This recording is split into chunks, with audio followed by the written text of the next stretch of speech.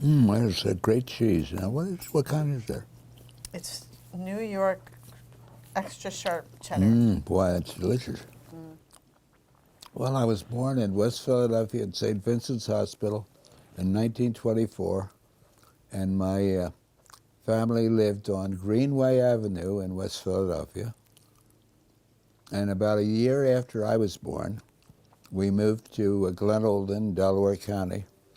I grew up there till I went to grammar school and junior high, and then I went to George School for 3 years, 1939 to 1942.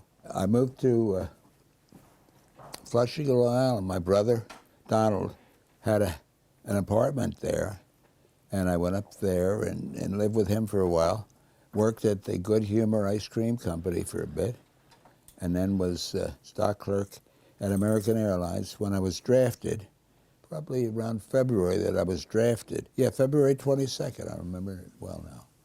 And went from there up to Burlington, Vermont, to the University of Vermont for some pre-aviation cadet training. And they were trying to teach us how to be officers and gentlemen. Well, I learned how to salute and say, yes, sir, no excuse, sir. I remember we even had a saber, and you'd pull it up like that, and it'd teach you how to drill and how to be a gentleman, if that's possible. Because they would train young people to be either a bombardier, a navigator, pilot. My original classification was to go to bombardier school, but I said, well, you know, how did I come out on the pilot training?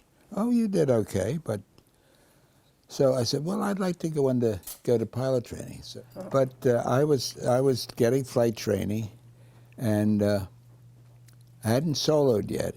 But one day, I was landing the plane, and as I came in, why a wind blew this way, and it caused the plane to dip the wing, and the wing had just touched the ground. Didn't really do anything else. And anytime you had anything of that nature, why they would give you a bad mark. Yeah, bad mark, and they would check you up for a checkup ride with one of the commanding officers, and I failed that one. So I washed out as a pilot trainee, and Is that disappointing? it was disappointing. And I went on to airplane mechanic school, which was at Biloxi, Mississippi, Keesler Field, Biloxi, Mississippi. We continued some sort of training there, but it was pretty obvious that we weren't likely to be sent Needed because you hadn't had the training in the most recent. The war was almost over. Yeah. Yeah. And I remember hearing on the radio while we were flying that President Roosevelt had died. And I guess then the war... President Roosevelt what? Had died. Had died, yeah. And then, of course, the war ended. So we just sat around there and twiddled our thumbs, basically. For how much longer? Oh, maybe 2 or 3 months. And we're discharged there. And I got a ride from there down to Long Beach, California, where my father had some cousins, and I visited them for a couple days, and then took the train back to Philadelphia. And that was my war experience. Wow. Exactly 3 years. 3 years. To the day. Yeah. Wow. Yeah. When did you meet Mom? Oh, I guess we were married in 1952. I met her around 1950. So we were engaged for 2 years and married in October 18th, 1952, yeah. How did you meet? We were both Quakers, and we met in Philadelphia at something called the Young Friends Movement. And we had we were both active in that. I was still living out in Delaware County with my parents, and your mother was living in Germantown. She would have graduated from Mount Holyoke in 1949 and worked for the Bell Telephone Company for a while as a service representative. And then she had wanted to teach, so she worked for GFS, I guess, until Peter was born. And then she took off 15 years and had a family. And So what were family traditions? What did we do? We had Christmas traditions, Yeah. and we always had like a nice breakfast on Christmas, and we would have turkey usually, both at Thanksgiving and Christmas. yeah, And we made, particular sweets like plum pudding. Mom and Helen would kind of switch off making plum pudding, and Mom would make fruitcake.